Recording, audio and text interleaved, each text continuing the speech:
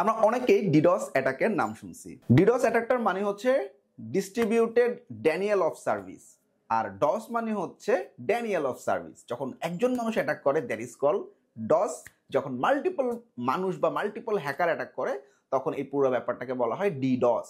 So এটা একটা cyber crime, যেখানে আসলে হ্যাকাররা একটা ওয়েবসাইটে বা একটা সিস্টেমে প্রচুর পরিমাণে রিকোয়েস্ট বা ফেক বট ট্রাফিক অ্যাড করে ওয়েবসাইটের সার্ভারটাকে ডাউন করে দেয়, এবং এটা একটা নির্দিষ্ট সময়ের জন্য ডাউন করে দেয়। সহজ কথা, কোনো একটা ডিভাইস বা কোনো একটা সফটওয়্যারের মাধ্যমে কোনো একটা ওয়েবসাইটকে নির্দিষ্ট সময় পর্যন্ত অকার্যকর বা অচল রাখার যে প্রসেসটা, এটাই আসলে deeds attack. So distributed denial of service একটা গ্রুপ অফ হ্যাকার একটা নির্দিষ্ট সিস্টেমকে মাল্টিপল পিসি সার্ভার থেকে অ্যাটাক করে। বেসিক্যালি ডিডস অ্যাটাকে অনেকগুলো সিস্টেম বা কম্পিউটার থেকে অ্যাটাকগুলো হয় এবং অনেক দিন ধরে এই অ্যাটাকগুলো করে। ধরেন আপনার একটা ওয়েবসাইট আছে, সেখানে প্রচুর পরিমাণ ট্রাফিক আছে যারা আপনার কোনো একটা প্রোডাক্ট বা সার্ভিস সবসময় কিনে থাকে।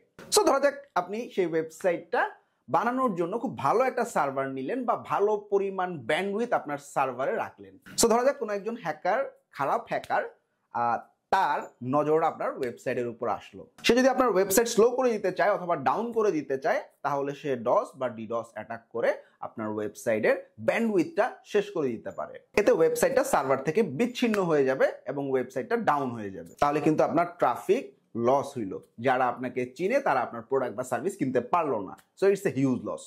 সো আসুন জেনে নিই ডস বা ডিডস অ্যাটাকের বিভিন্ন পদ্ধতি। নাম্বার 1 হচ্ছে ইউডিপি ফ্লাড, নাম্বার 2 হচ্ছে SYN ফ্লাড, নাম্বার 3 হচ্ছে পিং অফ ডেথ, নাম্বার 4 হচ্ছে HTTP ফ্লাড, নাম্বার 5 হচ্ছে 0 ডে ডিডস অ্যাটাক। আসুন এখন আমরা জেনে নিই ডিডস অ্যাটাকের জন্য কি কি টুল জেনারেলি হ্যাকাররা ব্যবহার করে থাকে। তিনটা জনপ্রিয় টুল আছে, একটা হচ্ছে হয়ক, একটা হচ্ছে লয়ক, আর একটা হচ্ছে ping of death. Ping of death basically আমরা একটা সার্ভারে প্রচুর পরিমাণে পিং পাঠাতে থাকবো এবং এটা নির্দিষ্ট সময়ের জন্য আমরা ওই সার্ভারে রিকোয়েস্ট শুধু পাঠাতে থাকবো এবং এটা মাল্টিপল পিসি থেকে করা হয়। ডিডস অ্যাটাক যাতে আমাকে কেউ না করতে পারে, আমাদের ওয়েবসাইট বা সার্ভারের সিকিউরিটি যথেষ্ট পরিমাণে হাই হতে হবে। এক্ষেত্রে ওয়ার্ডপ্রেসের ওয়েবসাইট যদি তৈরি করা হয়, আমরা ওয়ার্ডফেন্স নামে প্লাগইন ব্যবহার করতে পারি এবং সেই প্লাগইন যখন দেখা যাচ্ছে ডিডস অ্যাটাক হচ্ছে তখন সেই আইপি গুলোকে ব্লক করে দেয়।